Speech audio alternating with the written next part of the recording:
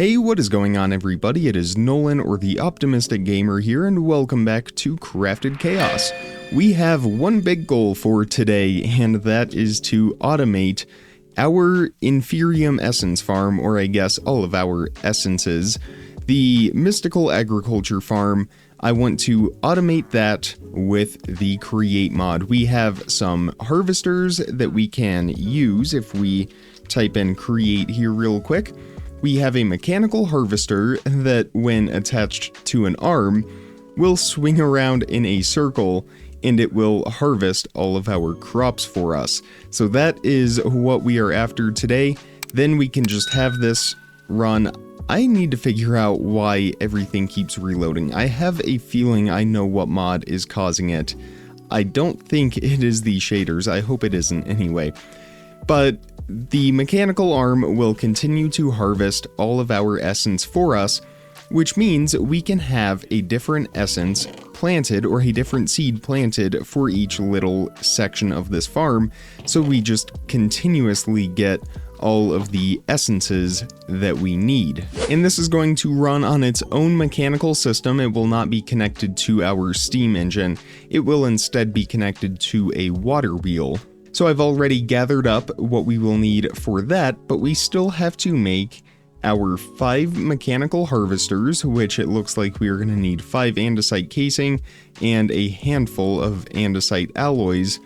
And it looks like we are out of andesite, so let's craft some more here. And we are out of stone essence, so how convenient that we are getting this up and running today. I'm gonna go get some stone essence real quick. It shouldn't take long at all, and then we will get everything assembled for this harvester. So we will need 7 linear chassis. We will go ahead and just make 9 of those. And then our mechanical harvester, we will need 5 of those. We also need a mechanical bearing, which is right here, which also requires an andesite casing. So let's make some of those. I already have some stripped wood right over here prepared for us. So we will make 1 mechanical bearing, and we will make the mechanical harvesters, again, 5 of these. And then we have everything else that we already need. We are going to have 2 large chests on top of the harvester, which will store all of our seeds. It will fill up relatively quickly, but not to the point where we have to babysit the farm 24/7. But the very first thing we want to do is remove all of our farmland with a silk touch shovel, because if the mechanical bearing or the mechanical harvester stop on top of the blocks, it will turn them into dirt, and we will have to convert all of this back into farmland. Once it is running, it does not register as a full block. I think it probably registers as an entity. That would be my guess. But until then, we just want to make sure that we collect all of our farmland here. The shafts, amazingly enough, can be waterlogged. Uh-oh. Well, that's unfortunate. That's going to destroy like every torch down there. Oh well. But the shafts can be waterlogged, which means we can have our shaft here in the middle. We will have to sacrifice 1 row so that we can run this shaft out to the cliffside, where we will have our water wheel set up. In fact, we can probably place that down right now. So we will be on this row right here, and I think we will just place it on that block. Uh-oh, clear blocks for placement. Okay, let's remove that torch and remove some of this grass right here. And was it this one? Oh, well, no wonder it wanted us to clear blocks. Well, this is not working the way I want it to. I think we have to step back a couple blocks here and place it looking into the surface, and let's make sure that we are aligned with the farm, and 1 block to the left. There we go. So now we are all lined up, and then we will just dig a tunnel going through here, and that will connect to a vertical gearbox, which will spin our mechanical bearing. So let's go grab a gearbox, and we might make a second one just in case it is not spinning in the direction that we want it to. The gearbox, of course, will turn the directions of the shafts alter that rotation. So let's hover back over to our farmland right here, and we can go ahead and drill through the land until we reach that central cobblestone pillar where we will have our shaft that goes all the way to the surface. So here are the inferium blocks. Of course, 4 of these will be missing from the farm, but we will replace the other 4 once we are done digging. And we will just dig straight up now, and that is where our shaft will go. So we can actually remove that trapdoor now, and we can place down our vertical gearbox right there, and have our shafts on top of them. And then we will just have these shafts extending out. We can put those growth accelerators back to how they were, and we will place these connecting to the water wheel. And there we go. We can even conceal this one more stage if we really want to. And then we will just place a natural looking waterfall right here, and that will take care of that. So we now have our motion in place. It is time to build our harvester. I'm trying to parkour up the side of that hill as if I don't have a jetpack. So let's get the rest of these shafts placed in now. 1, 2, and 1 more right there. And then we can even go ahead and place down dirt just to stop that water from flowing. And I should probably check on the torch situation down here.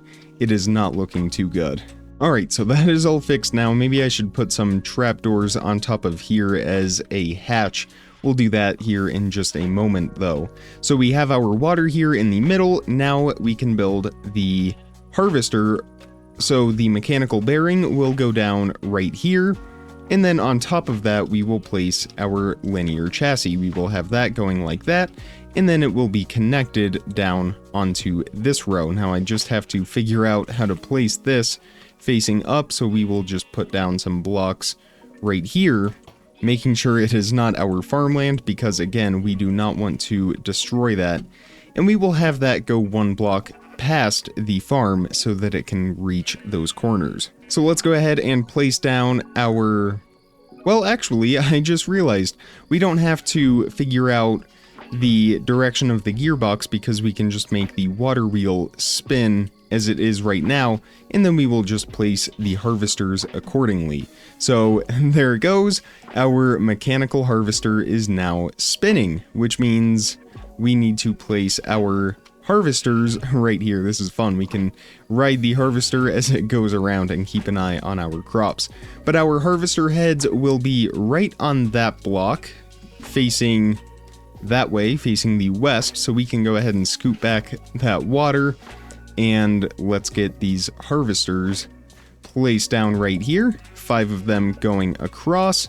And these middle 4 blocks won't have any reach, or won't get harvested. This will not harvest those blocks right there, but that's okay. The farm itself is big enough that we won't really lose all that much from that. Let's get our chests placed down now on top of here. And just like that, we are all set up and ready to go. So if we spin this up once again, we should see the mechanical harvester spinning, and the chests are not moving with it. Uh-oh, but we got moving with purpose. I think we need a little bit of glue. So that shouldn't be too difficult for us to make. We can take that, and now we should be able to fix the chests onto the harvester itself. So let's see if we place some glue going across here, and then we place our chests on top, which they got left over here. We can just spin this 1 cycle, or 1/4 cycle, and then once it gets close to those chests, we'll go ahead and stop it. It'll realign right there. But every time this stops and turns into full blocks, if it's on top of that farmland, it will turn it back into dirt. That's why I want to be extra cautious with how we go about this, because the Imperium farmland is not cheap. So let's make sure that these chests will actually spin with the contraption now. If we spin it up again, there we go. So now when the harvester collects the crops, the essence, it should go into that chest. We could even test this now with some deep slate bricks. As they get picked up, well, maybe not. I think it has to actually harvest it. But now that we are up and running, we can replace our farmland and give this a shot. So let's grab these bricks right here, and we will start with just one farmland in case it does get destroyed. So let's place that down right there and see how it does. It looks like we are doing fine, and let's grab some seeds now. We'll just go with the stone seeds since we are lacking in those, and we will see that that will grow automatically, and this speed should give it adequate time to go all the way around after it harvests, and then by the time it comes back, it should be close to being finished. So right here, I guess I could also fertilize it real quick. There we go. And now, there we go, it is harvested. If we look in the chest, there it is, there's our stone essence. So let's go ahead and fill in all of the farmland now, and then we will get all of our crops planted. And again, it is very important that we do not stop this, because again, it will destroy this farmland, and we do not want that to happen. I also want to be very careful as I place this so we don't accidentally put any farmland on top. I'm not going to place the Supremium farmland. We don't have room for it, and even if we did, it really isn't doing that much for us because we only have a couple tier 5 seeds. We only have diamond and netherite for tier 5, so we will stick with the tier 4 farmland, and now we can plant all of our seeds. I think we will go with one of each, well, one row of each, and that should give us enough space. So I'm gonna get all of these planted, and I will meet you right back here once we have finished. And just like that, we are all up and running. My only concern though is we have so many different crops that I have a feeling our harvester, let me see if I can jump up on here. Maybe. I think we'll have to wait for it to come back around, but I can just open the chest from here. Our chest is going to fill up very quickly with the amount of seeds and essence and fertilizer that is in there. Hopefully we will be okay. Hopefully we don't run into any issues with that. But now that that is done, we now have an automatic essence farm, one of the very, very useful features in Create. So now that we have our automatic harvester configured the way I want it to, the last thing we are going to do to wrap up our first Create adventure is build a small elevator right here in this corner so that we don't have to have stairs. So that'll be a lot easier than trying to fit a staircase somewhere, even though the elevator will probably take up more space. It's a lot cooler. So for this, we are going to need to make the elevator, let's go ahead and search for it, the elevator pulley. And for that, we need a dried kelp block, so a little bit more kelp. And that will give us our elevator pulley that we will use to bring the elevator from the first floor up to the second floor. And then I want to build the elevator itself out of brass casing and metal girders. We will also need a sliding door. I think we will go with brass for that, just to match. We actually want to have 2 of these, and we will need 3 redstone contacts. So we will just make 4 of those, and we also need a contraption controller, and that should give us everything that we need. What are we missing here? A button of all things. So let's make a button real quick, and we now have everything we need to assemble this elevator, and of course our super glue. So as I said, we are going to build it right here in this corner, and it will take us from this level up there. So let's clear out some of this stone. I think we will go for maybe a 3x4 elevator here. So if we did 3 blocks going that way and maybe 4 coming this way, or just so the pulley is aligned, we will do 3 blocks going this way and 4 blocks going this way. We will have our pulley right there along the edge. So we can place down our brass casing right here, which we will need to make a little bit more of, that's okay. And our metal girders here in the corners. I think we will go 2 blocks tall. I think 3 might be a bit much, although I think we could get away with 3. I think that would be okay. And then our brass casing, once again, on top. Oops. There we go. All right, so that is our main elevator now. And then we also want a door right here. And we want a door right here. We might go with double doors on that side, just so it is properly aligned. So we will get that placed down right there.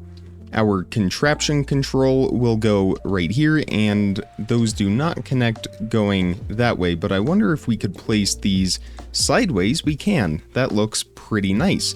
Can we jump over that? Awesome. I'm sure I will be doing that quite a bit. So we now have our elevator system itself into place. We need to put the pulley on here. I am not the best with this jetpack. I still need to change those controls. But our elevator pulley and our redstone contacts are what is going to help this elevator to move. So we will place one contact right there, and that is 4 blocks above the ground level. So if we head up here and break through this wall, we will want a 2-block gap right here, specifically where the door is. So these 2 blocks right here, and then a 4-block gap. So right up here is where we want our second contact. We will place that there, and that will cause that to make contact with that one for the second floor. Our elevator pulley will be placed right up here on the rafters up there, and then we need to spin that.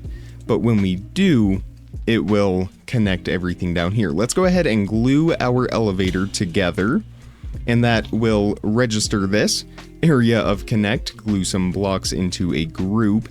And now if we click our elevator pulley, well, I think it still needs some power. We are not getting any kind of message yet, but I think everything is properly aligned. Once we start spinning that with some rotational force, which we can hook it up to our steam engine outside, it will send the pulley down to the elevator right here, and we will be able to control it. I do, however, want to configure, well, I guess we can't configure it yet because the elevator is not yet finished. So let's get some rotational force going up here. Can we rotate this? I'm sure we can. I want... well, maybe not. Doesn't look like we can, or at least I'm just not figuring out how we can. So we'll just place a gearbox right there and run a shaft going through this wall, and that should solve that issue. So our shaft will continue out of the hole here in the wall and connect over here to a steam engine. So we will place one on top right here, a shaft connected to it, and we want it facing that way. And now we can run this all the way over here, being careful of the lava that we have. And super convenient, it is on the exact same level. So that is going to help us out a lot. Uh-oh, did I misplace something? Nope, we are good. So once we get this over here, we will then connect it with yet another gearbox. And then that will spin the elevator pulley, and we should be good to go. Also, I don't know if I featured this, but I did get everything cleaned up back here. I forget if I showed that in the last episode, but it is a lot more organized now back here. Much less cogs and a lot more gearboxes and shafts just to simplify everything. But we have had no issues with the steam engine whatsoever. It is running perfectly, which is fantastic. So we need to make some gearboxes now, and I really just need to make a handful of these. Same with the andesite casing, which we fortunately do have one of. So let's make our gearbox, and we can head up here and go ahead and rotate our shaft right here. That will spin the elevator pulley, and now we can head back inside, and we should hopefully see that it is operational. When we right click it, it should extend the pulley all the way down to the elevator. There we go. And we will see that these light up with that pink color. Of course, that one is lighter because the elevator is already there, whereas that one is not. We do need to connect some wireless redstone I forget what they are called. I think redstone receivers or transmitters. Let's have a look. The redstone link, so we can transmit a signal to that via a button on the ground with a transmitter and a receiver, and that will allow us to call the elevator if it is upstairs or downstairs. But given that we are the only ones in this factory, I don't think that will ever be a problem for us, of course, unless we just decide to jump off the top. So we do need to set the elevator speed, which is, I think, configurable with the elevator pulley itself, but maybe not. Okay, I think it is just adjusted in the steam engine, but that should be a good enough speed for us. So now that all of that is configured, we can head down here and let's make sure we are facing in the right direction. It looks like we are facing north. So on the first floor, we want that to face north, and we will name this floor G for ground, and we will make that floor 1. And then up here, we will make this floor 2, and I don't think we need a floor description. I guess for this, we could actually do ground. There we go.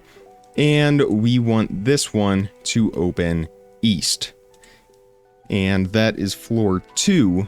There we go. And once again, floor 1, open north. And now we should be good. Once we step in here, we can open that door right now. And if we scroll through here, 2 will pop up. If we click that, how about that? Uh-oh. Okay, we're going to need to fix that, but that won't be an issue. But there we go. I think actually these doors have different animations. I think the andesite doors might actually be what we want. I picked the brass because it matched, but let's head back down to the ground level where that door will open for us. And let's come around here and make some andesite doors and see if that is any different. So we will need to disconnect our elevator up here, nice and easy, and then we will just head down here and remove these brass doors. Replace these with our andesite doors. They will automatically glue. That is what we want. Now, oh, that is very nice. Yes, that is exactly what we want. So now we can go for a ride in our new and improved elevator. So let's head back up here, turn it on, and then back down into the elevator. And let's head up to level 2. So that door closes and those doors open. How fun is that, as Paul the Odd Smelling has awoken? I guess he's excited about our brand new elevator. I cannot blame him. So let's head back down. That door closes and that door opens.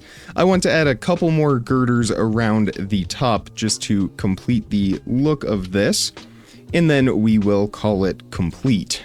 In fact, we may even go as far as adding some glass panes if they don't look all that bad, but I cannot seem to figure out how to place these so that they are coming towards us. There we go, just shift click it, and those will go into place. We will put a couple more right in there, and let's see how the glass panes look. That's not going to work for us. That's okay.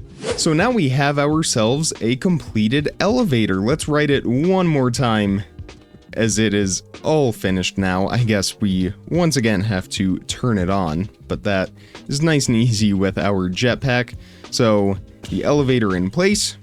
Let's head on in, go up to level 2. Nice and fast. I think that is a perfect speed for this. And there we are on floor 2. Nice and easy, nothing to it, but a great addition to our factory. And that is where we are going to end it for today's episode. I really hope you enjoyed it. If you did, definitely hit that thumbs up button and make sure you are subscribed so you don't miss out on daily content as soon as I publish it. Check the description for some more important information, links, how to contact me, all of that good stuff. And with all of that being said, comment, like, subscribe, remember to stay optimistic, and I will see all of you tomorrow. Thank you so much for watching, everybody. Bye!